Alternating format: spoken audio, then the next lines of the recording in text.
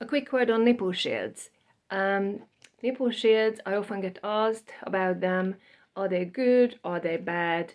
There's still quite a big variation in professionals recommending them, not recommending them, being completely against them, or just giving them out as sweets to everyone. Why would you use one? Most often, it's to help a non-latching baby latch onto the breast. And you might ask why. Why would you do that? Why would you add a piece of silicone to the breast when it's already hard enough for a little one to latch?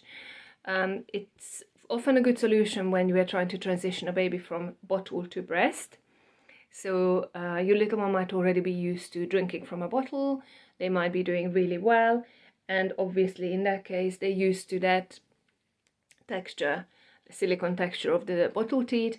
So this could provide a similar texture at the breast for baby to latch onto and make it familiar, and in which case it can really help for them to transition to the breast. So what you would do then is, provided you've got a really good supply, and actually that's quite essential because the nipple shield does create an extra barrier between baby and breast, which means baby needs to be quite efficient at sucking, and you need to have a pretty good supply. If you don't, then sometimes we use it in conjunction with an SNS system, which I have a separate video on, which would be a little NG tube running to the breast at the same time as using the nipple shield, which can then boost the flow and encourage baby to drink more effectively. But sometimes just by using a nipple shield can be helpful in itself.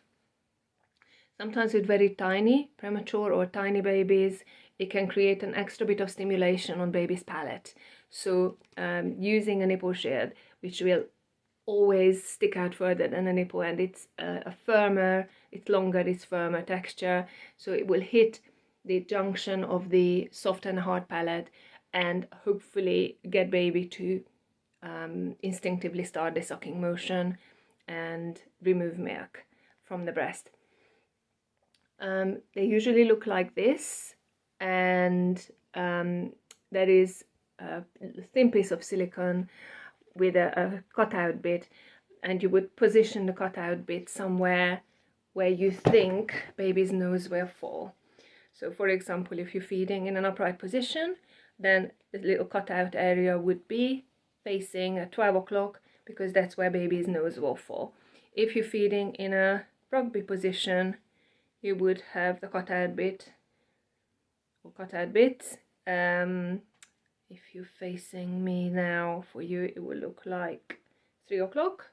So baby's coming from the outside, and you want them to be able to smell your skin and just have a bit more freedom around where the nose is, and then the opposite of that if you're doing it in a cradle position. So roughly like that. How do you put it on? You would start by pushing the nipple shield in on itself like a sombrero hat, and once you created that little dip, you pull it onto the nipple as closely as you can, and then you smooth it over, and hopefully your nipple will go in as deeply as possible.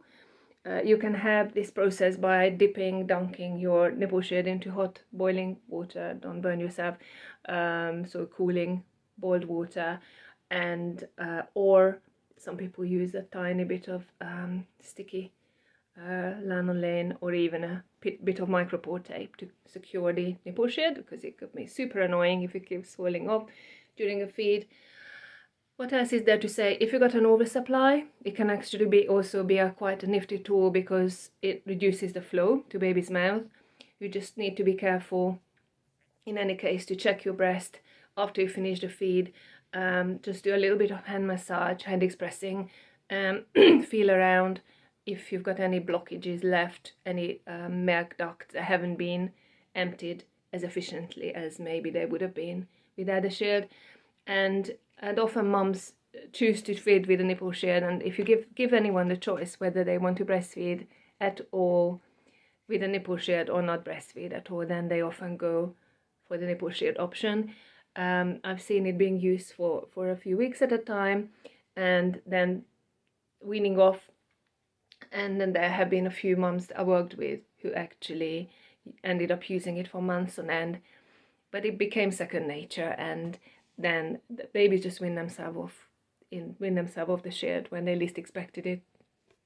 So it can be done, and I feel like it can be a really useful tool for the mentioned issues, challenges. And yes, good luck with using them. Let me know what your experience is, or if you need any more help with your sheds.